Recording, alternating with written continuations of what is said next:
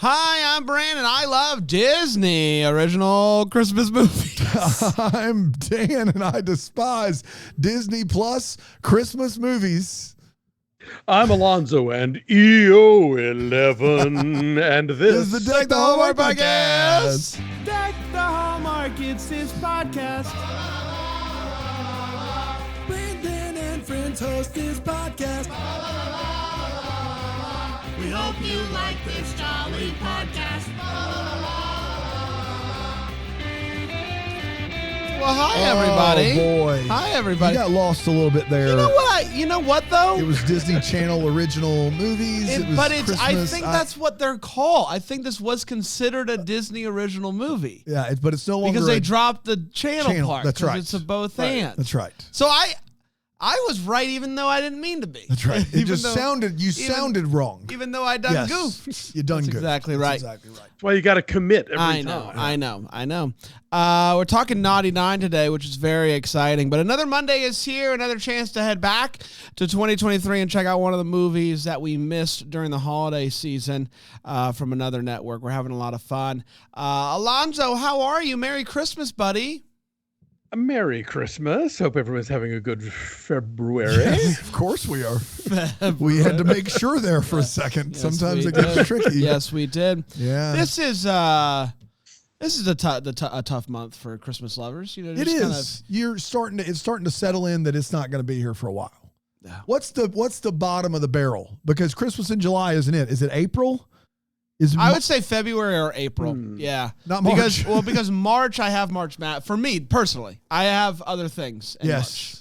In April, we're getting close. I think August is really where the desperation sets in, because Christmas in July is over. The Burr months aren't there yet, and it's hot, and it just seems like it's never going to end. Wow, August. That's fair. That's fair. I'm going to go with either February or August. I think those are. But you get to celebrate every good Leo's birthday, like Aaron, Shay, and myself, where the real holidays belong. All right, you convinced me. August is the worst month of the year. We figured it out. Thank you. You said good Leos, and then. I learned a lot about Leo just from Aaron being around. I've learned a lot about what it means to be a Leo.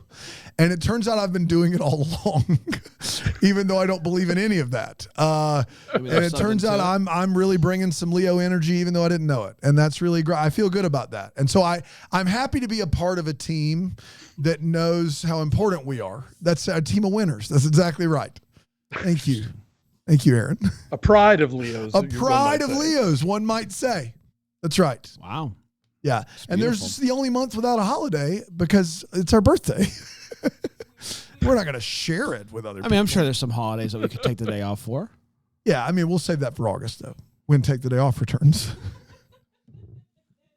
Don't go writing checks if you're not going to. What are you talking about? Are you making things? Do I have that on here? No, you don't. That would have been great if you did, though. I did. It would have been really nice. It would have been fun. Thank you. I do have it, apparently. It's Monday, February 19th, and you should take the day off. Yeah. Sorry. Let's talk Naughty 9, shall we? Sure. Originally aired on Disney Channel on November 22nd, and then on Disney Plus on Thanksgiving Day. Wow. And it went a little something like this. We meet Andy. He is in the principal's office. It's the last day before Christmas break. He is once again in trouble for some hijinks, some shenanigans. He promises the principal, though, that he is going to change his pranking ways. He begins to cry, and the principal says, let's take Christmas break to really turn things around. I'm choking up. Okay. Let's take Christmas break to really just change your ways and come back in the new year, and we'll start fresh. He leaves. He meetups with his friend Dulce. He meetups, and we find out that even in the principal's office, as he was promising not to scheme anymore, he was indeed scheming. The plan to steal all of the confiscated toys and sell them back to the kids. Make some money. The plan works perfectly. No problems here. Naughty, I say. Naughty 9. We meet Andy's sister, Laurel, and they do not get along. The family wakes up on Christmas morning, and of course, Laurel gets something because she's nice. Andy does not get anything from Santa, and he is peed right the O off. Dulce, same boat, no gift from Santa.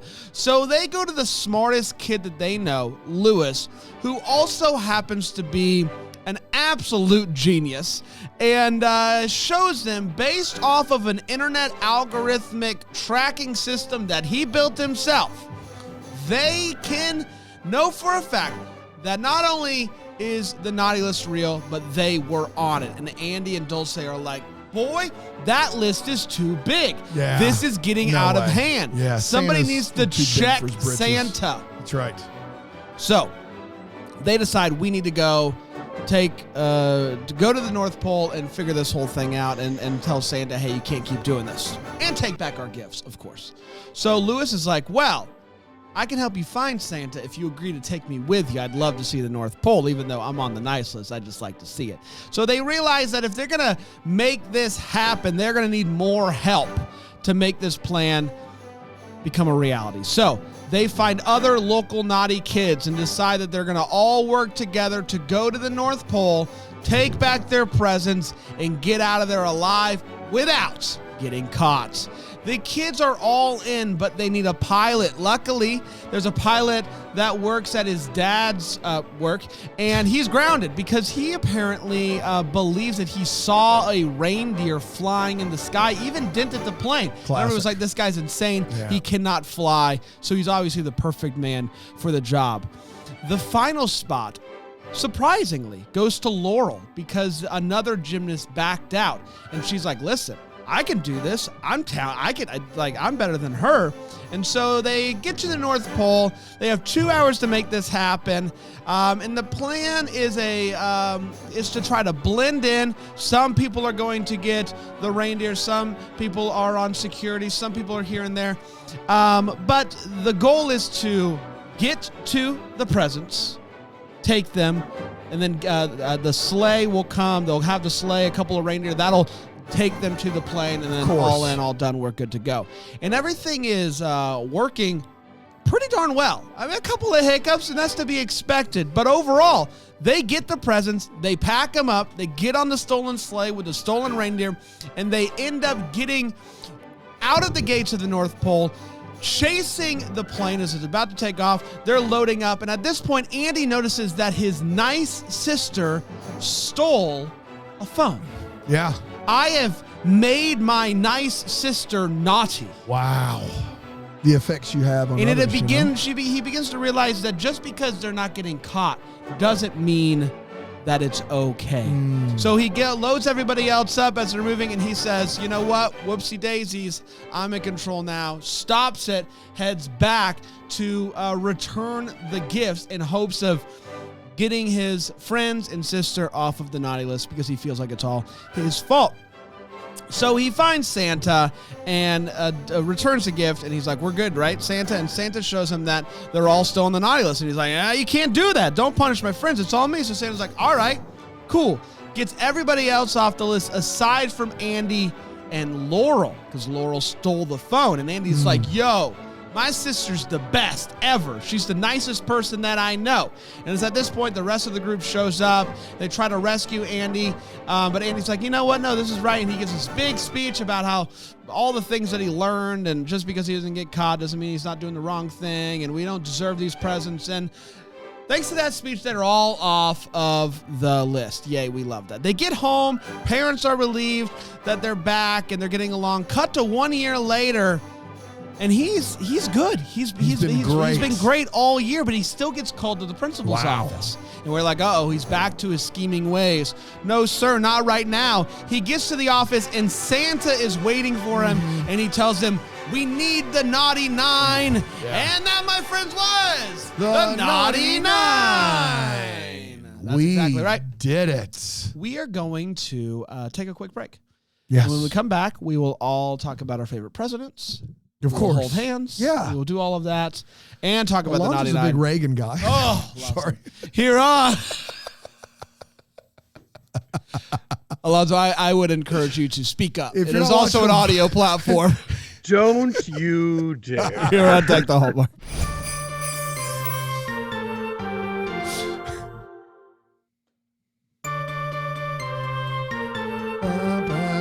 Welcome back. The people on Philo got to see. Yeah, Philo.tv/DTH. I forgot Alonso's that there's the dismay. That's non-Philo right. audience. You Yes. knew exactly Yes. what was going on immediately on Philo. Which, by the way, if you want to join us, the Philo's a ton of fun. You get to watch the show and so many other things. Yeah, of course. Philo.tv/DTH. Give that as a President's Day gift to yourself. Of course. I know everybody does President's Day gifts, Oh, and you've probably big already time. Yours is under your. It's right under there. right under my my desk. Under your seat. Under your That's desk. exactly right. That's where you put it. You know, That's right. presidents, they have Yes. desks. That's right. There are 3 coupons for not correcting your grammar under there. Wow. I know. It's above That'll and last beyond. me an hour. It is If you use them all at once, I mean, you could also always sparse them out a little bit. that's true. But how do I never mind. Yeah, there's a lot there. Sparse Yeah. them Sparse out, them out. grammar corrector. You gotta sparse them out. It's time for the hot take. It's where we share exactly how we felt about the Naughty Nine. We do not hold back. And I'm gonna have my one of my nicest friends go first. Alonso, what'd you think about the Naughty Nine? I mean, look, this is a movie for kids, unabashedly so. And I think that you can make a movie that is aimed at kids and that centers, young characters and make it appealing to adult audiences as well. I'm a big fan of Paul Feig's Unaccompanied Minors. I think it's a film that does that. I think there are a lot of movies that we could put in that category. This one is pretty much for kids and kids alone, I think. But on that level, it's fun. It's a heist movie, and so there's all these moving pieces, and maybe they don't all necessarily fit right, but they keep things moving along. It's well paced, and some talented performers in there, and yeah, it's fine for this kind of movie. I ended up watching this movie with my kids over the holiday season, which turned into watching it a couple of times with my kids over the holiday season because they were big fans. So Disney, a movie for kids. The kids did like it, and I enjoyed it too. And I think it looks great. I think the North Pole's fantastic, great set there, and performances are really solid across the board. And so if I'm judging it to the other Disney Channel Christmas movie, Christmas Again, which we did a couple of years ago, I would say that this is a good bit more entertaining than that one.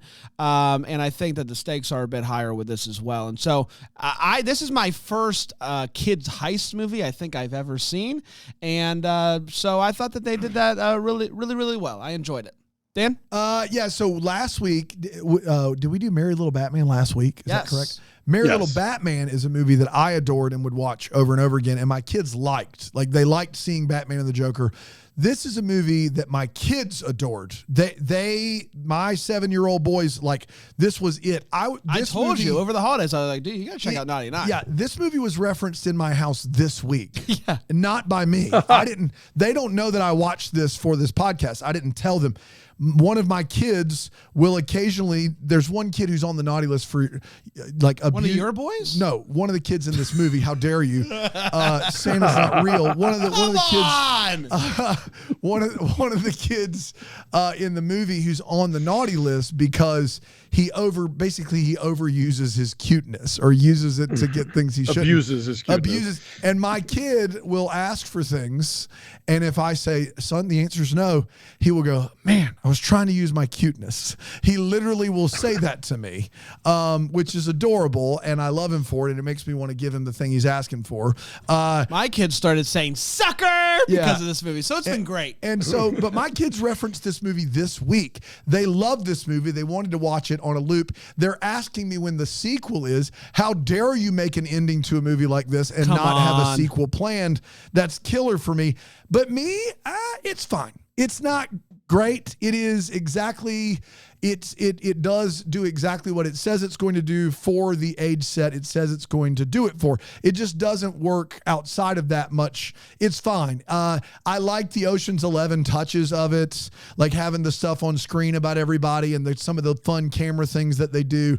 But at the end of the day, it's a movie that is really made for kids, and it doesn't have that cross appeal of like a Merry Little Batman.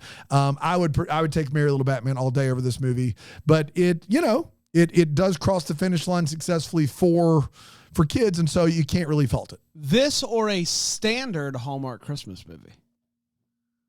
A standard Hallmark. Standard, middle of the road. A middle of the road one from the last 2 years, give me that over this movie. A middle of the road one from the Abbott era, give me Naughty 9. Wow. I feel like that's growth, though. I like that. This movie is what it is. Yeah. It's fine. It's not. I would never choose to watch it again, but I know I will be watching it again. So there's that. It's time for all the feels. It's where we talk about what in this movie gave us feels. Alonso, any feels for you? I definitely was impressed with some of the things that made me laugh, like when he cuts together the principal talking to him and turns it into a thing of her telling everybody to go home. Like, that was clever. I thought all the heist stuff is handled pretty well. I agree with you. The North Pole is really well presented, and I really enjoyed the character of John Anthony. I always like to mention that it's great to see, LGBTQ plus inclusivity here. And so not only do you have Dulce's two dads in this movie, but you have John Anthony, who's clearly being, coded as a queer character, and not just a queer character. He is a real B. And we don't get enough real B representation among the under 12 set in these movies. And they're out there. Almost exclusively. They're almost all real Bs. They deserve to be represented in films like this. So the fact that not only was this kid like clearly like meant to be, young gay fashion designer, but also like a super B. Yes. In the script, it's like John Anthony, 10, queer, super B. Super B. Such a B. That's right. Oh man. So in our house, we watch a lot of like animated stuff, and so we haven't watched a ton of live action. But one of the live actions that really took off in our house last year was the Lyle Lyle Crocodile. Yes. Who the lead in Lyle Lyle is the same kid in the Naughty Nine. We started a little small. Take a look at us now. And Dan and I both took our kids multiple times in the theaters together, multiple times. Yes, and at home multiple times. Yeah, it was my feels is going back to the holiday season where I turn this movie on and they're like, "That's Josh from Lyle." Why do they have different parents? And having to is Lyle in this as well? Having to explain that the kid is an actor and like. It was very fun, and I still am not totally convinced they totally understand, because I think there's still like a bit of like, but what if he is? And very confused why he has different parents in this movie. But it was very fun and sweet and cute to see that happen over the holiday season. And this kid is a star in our house, so shout out to that guy. To piggyback on that, when he popped up on screen, I was like, God, this kid looks familiar. What do I know him from? And it turns out I know his brother from stuff, because his older brother was the kid in the live action Pete's Dragon. Oh, wow. Great and movie. other films. This So there's like rules. there's a whole dynasty going of these The new segments. Savage Boys. I don't know. But let's not. But maybe one day I can not vote for them in my local elections. Is he running against Reagan? I love that the Real Sophie's choice there. Yeah. In. He's also the lead kid in 8-Bit Christmas from a couple years ago. So this kid in his short career has put out some bangers. So good for him. Dan? Somebody in the chat, BrambleJamPlus.com, asked if we took our kids to the theater when we went to see Lyle Lyle, or if it was just the two of us. It was just the two of us. It's a fair question. I was thinking that myself. I took my kids to see it. They loved it. And then I went again the first time your boys went with my kids. We went a second time, which, that's the only movie they've ever seen twice in a theater. So there's that. I already used my feels when I talked about my kid trying to use his cuteness. That was it. That's what I got. And we can move on. Fair enough. Let's take a quick break. We'll come back with the Wait What and the When You Wish Upon a Star. You're on Deck the Hallmark. Deck the Hallmark.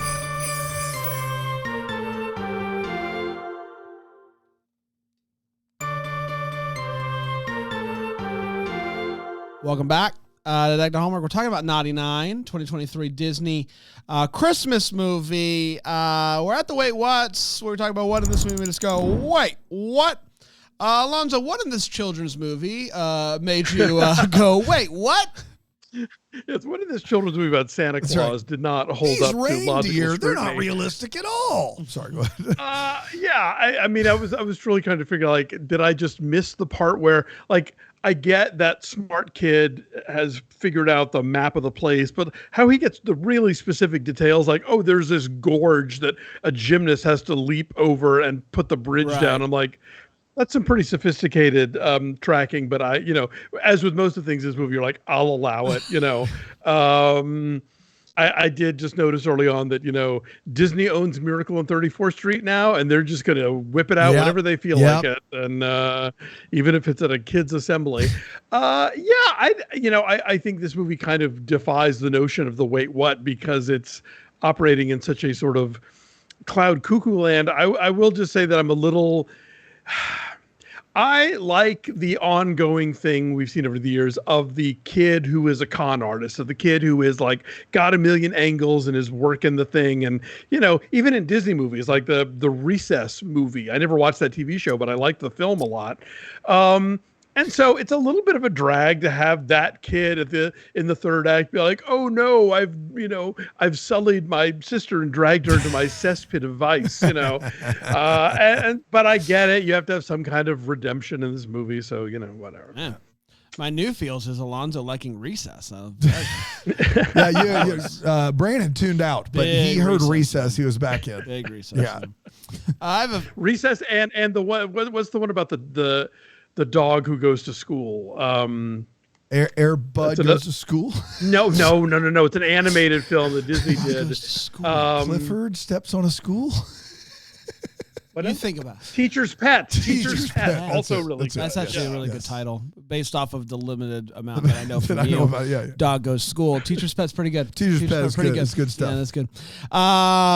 Listen, this is a heist movie, and Oceans has been brought up a couple of times, and what you don't want when you're seeing how a plan comes together is for one of the first things to be a glaring error. And that's what you get at the beginning of this movie when they're showcasing him putting the phone into his pocket facing up at the ceiling. Yeah. And then we see somehow that it also captured the principal. That angle is just not possible with what he was doing there.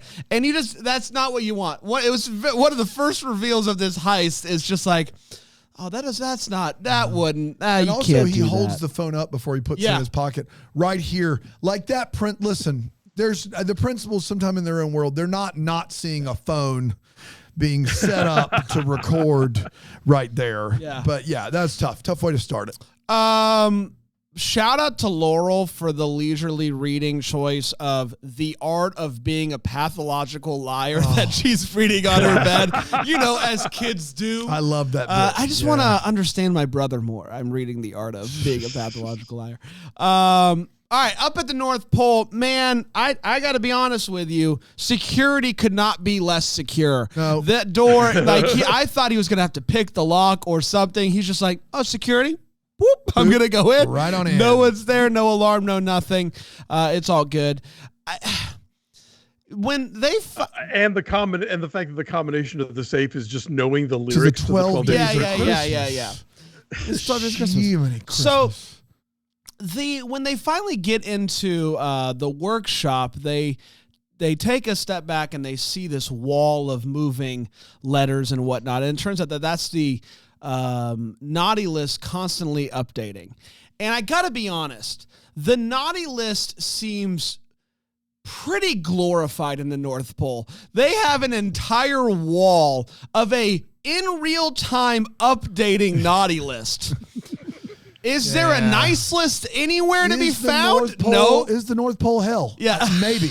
It might be But hell. in this case, it would be the equivalent of getting to heaven and the sky is a constantly updating list of who's in hell. Yes. Who just got sent. Yes. Like, it's you just, no nice list. There's no okay, nice but list.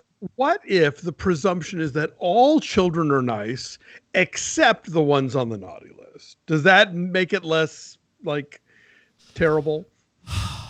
If the idea is that we're taking it as a given, Okay. we're taking it for granted that all children everywhere on the good list, except for these mysteries. But do you want that to be the first thing that you see when you walk into the workshop? Is just the reminder of all of these naughty children? I mean, look, they're not giving tours. No, you're right. This is You're a right. strictly internal No, you're thing, right. you know. You're right. Okay, I'll take it. Last but not least, you did mention the fact that they have to sing the 12 Days of Christmas in order for this thing to open up, and they keep cutting back. And as they are getting further along in the song, they're like getting more and more tired, and they start to like lean on each other and whatnot. What if, I don't know, like take turns or something? All four of you are not required to sing this song. You could have taken turns or something. You just have to continue to sing it. And so maybe you just sort of thought that through a little bit better instead of all four of you straight from the jump going, all right, we're in. We're all in. Dano?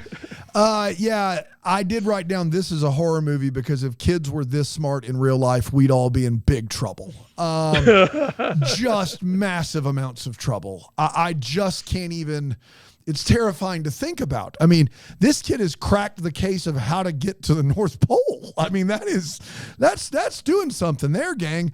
All of these kids, look, we're getting into a weird realm. Like we've already said, all kids have started off good. Great. I love it. Then some are naughty. How are they on the naughty list? They tell us how they're on the naughty list based upon the things that they've done. And we find out that these kids all have done, our lead is just stealing things and misrepresenting what his teacher is or his principal is saying. John Anthony is lying about these clothes and who designed them and blah, blah, blah. Rose is just setting wild animals free. Rose shouldn't be. If PETA was involved with this movie at all, Rose would not be on the naughty list. Rose is just trying to let people live, animals live in their natural habitat. And Civil disobedience. Yes, somehow she has found her way on a list with these jokers. And I couldn't believe it. I feel like that's a miscarriage of justice. Santa hates animals. Yeah. Hates them being free. And once they're in captivity, they should stay there, right. darn it. That's right. Yeah. Santa demands that you work within the system, and if the moment that you don't, then the punishment. I will say she does cut a horse free, but makes the horse keep his blinders on, and that is animal abuse. She cut that horse free, but he's going to get sideswiped by something. And she does steal a sandwich. That's true. Yeah. That's fair. True. But it was egg salad, so Does it count? It shouldn't. Yeah, of course. Did that guy a favor. The in the North Pole, our leads are trying to blend in, and they're like, I haven't had eggnog in so long. And one of the elves goes, bro, you're in the right place. We've got the best eggnog north of the 66th parallel. Okay. What's going on south of the 66th parallel? You are elves. You don't have the best eggnog, period. They figured it out. Tell me about your silver medal eggnog later. Let's go find the real. Let's go get that good stuff. Are you kidding me? What? Where is that? I think the joke is that there's nothing else north of the 66th parallel but them. So it's like saying y'all are the best podcast in Greenville, South Carolina's. Yeah. Oh, so they're actually office. saying their eggnog might not be that good, is what you're saying. Really? It's the only option. It's the only option. I took it this as is how they're going to praise it. I took it as like the North Pole is big enough to have its own longitude and latitudinal, Like, consider it Korea.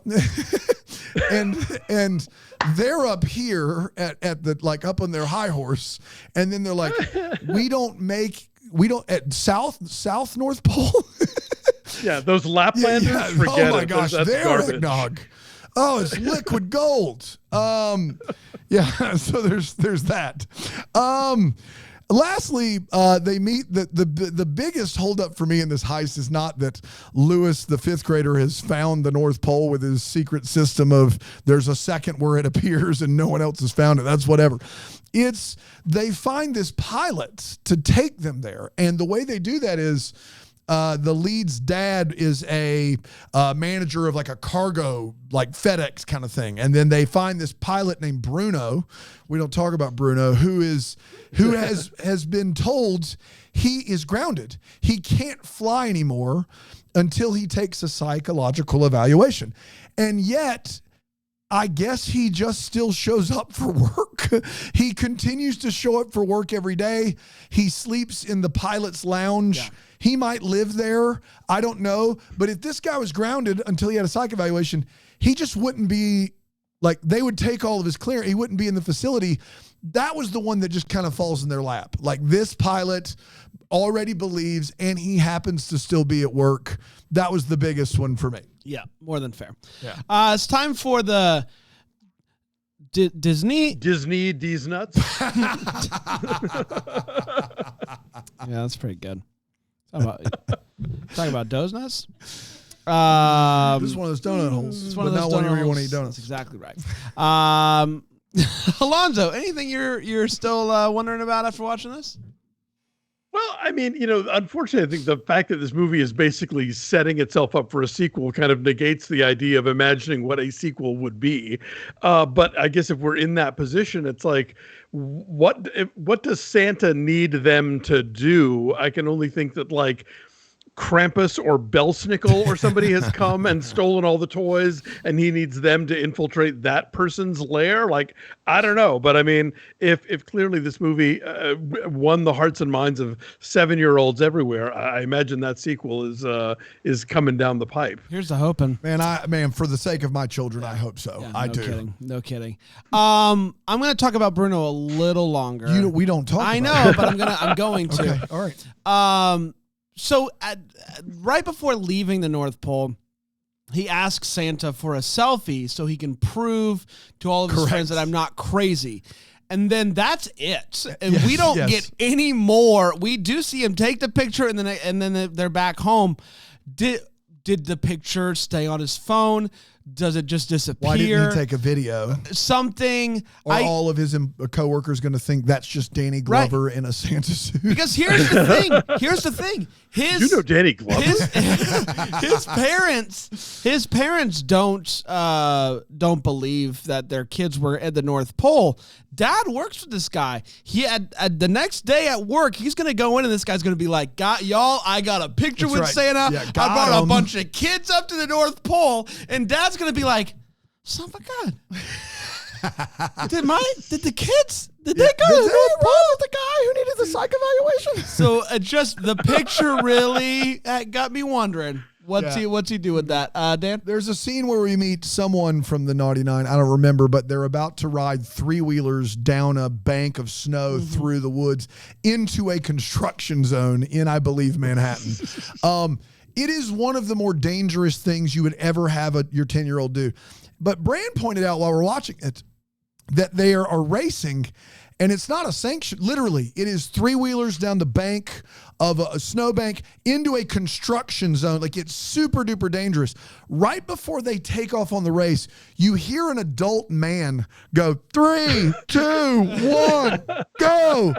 You don't ever see this guy, but somewhere out there is an adult who is like, do you guys want to race 3-wheelers into a construction zone down a snowbank full of trees?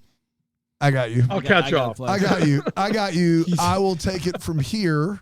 I'll be the countdown guy. He's collecting bets. Yeah. Who's got That's right. He's up there. I got a starting gun, and it's a real gun. Yeah, he's the guy that lets all the teenagers drink at his house because that way I know my kid's not out driving. That's right. That's who he is. I know you're That's going to three-wheel down the hill. Anyway. They're going to drink anyway, so I'm going to let them all drink at my house. Yeah. Like he's that guy. That's who he is. They're going to three-wheel one way or the other. Well, I might as well three-wheel into a construction zone in Manhattan one way or the other, so they may as well have somebody there in case they break a body. That's right. We did, everybody. Congratulations. Guess what? There's even more. There's more 2023 movies to get to. Next week, we're heading over to Freevee for Xmas. Okay. E-X. Oh, heard a lot about this. M-A-S. Yeah. So that'll be fun. That will be fun. The Freevee. Last year, the hotel movie on the Freevee. If you recall, Ron Oliver directed. Oh, yeah. Co-starring the sandwich. Giant sandwich. That's exactly right. So let's see what Freevee had to offer in 2023. We'll get to it next week. Until then, may we be the first to wish you a Merry Christmas. Deck the Hallmarks of Bramble Jam podcast. It's presented by Philo TV. It's produced by Brandon Gray. Aaron Shea. Live in that Greenville, South Carolina. Set decor is by Plum. Aaron Shea. For more information on Deck the Hallmark, you can go to deckthehallmark.com. For more information on Bramble Jam Podcast Network, you can go to BrambleJamPlus.com.